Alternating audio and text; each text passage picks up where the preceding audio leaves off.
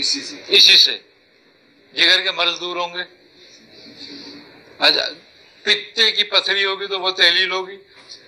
पित्ते पे चर्बी आ गई होगी, लबलबे पे चर्बी आ जाती है, लबलबा बंद हो जाता है जिससे शुगर पैदा होती है, उसको खत्म करेगी ये, लबलबे की चर्बी को दूर करेगी, लबलबे को फाल करेगी। एक दवा है ये, लेकिन इसके फायदे बहुत जगह पर बहुत सारे अलग अलग।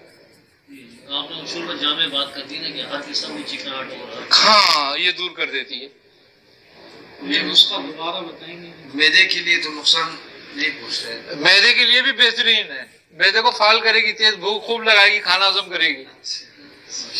हाँ ये नुस्खा है, 1 ग्राम हल्दी कच्ची खुश्क की, 1 ग्राम दालचीनी और 3 ग्राम अदरक।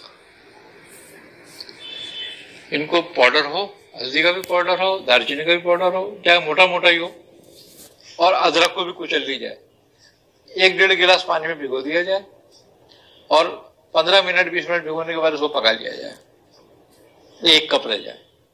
अगर शुगर है तो ऐसे ही पी लें, और शुगर नहीं है तो 1 आध चमची शहद मिला लें इसमें।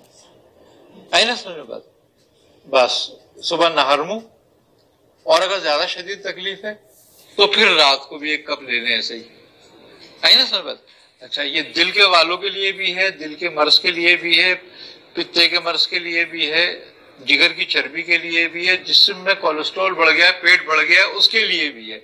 औरतों के रहम में चर्बी आ जाती है, उसको भी दूर कर देती है। औरतों के रहम में पानी की थैलियां बन जाती हैं, चिकनाई की गांठें बन जाती हैं, उसको भी तहलील कर देती है।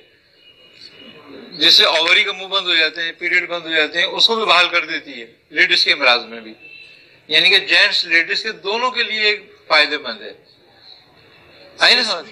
सिस्ट जिसको कहते हैं, सिस्ट भी इससे पिघल जाती है और गल जाती है, खत्म हो जाती है। उसका जो सेवा है, ऑपरेशन भी कोई इलाज कहते नहीं है। मैं वही कह रहा हूँ ना, अभी मैंने एक लेडीज को, लड़की को बताया, वो कुंवारी थी बच्ची।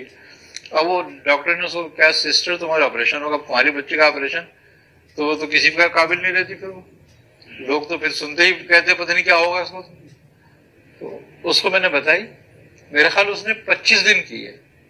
तो मैंने उसको ये कहा था, मैंने 1 महीने बाद मेरे पास आना बता करके, 1 महीने के बाद आना। तो 25 दिन के बाद वो आई, तो वो मुझसे कहने लगी, मियाँ साहब मैं अब अल्ट्रासाउंड करा के आई हूँ।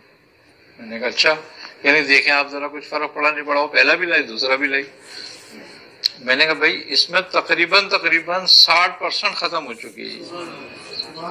अब यह है कि तू डॉक्टर को भी दिखा दे एक बार, जो डॉक्टर नहीं थी जो ऑपरेशन कर रही थी, अगर वो मशवरा दे कि अब भी जरूरी है ऑपरेशन, तो फिर देखना, वरना अभी इसको अमल कर। बोले मैं नहीं जा रही, पहले मैं ये और करती हूँ 20 दिन।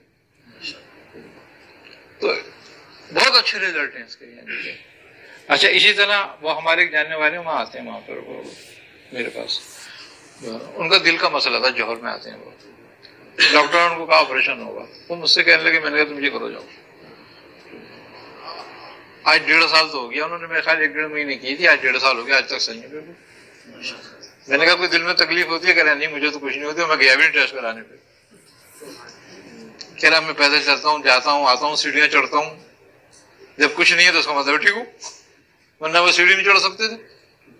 वो कहते थे 4-5 स्टेप, 1 स्टेप चढ़ता था, फ्लैट में रहते हैं वो, तो मैं बैठ जाता था, फिर ताकि ऊपर सांस जरा सही हो जाए फिर चढ़ूंगा। अब कहने में सीधा जाता हूँ, सीधा आता हूँ। तो बहुत लाजवाब है ये नुस्खा, है तो बहुत मामूली सा,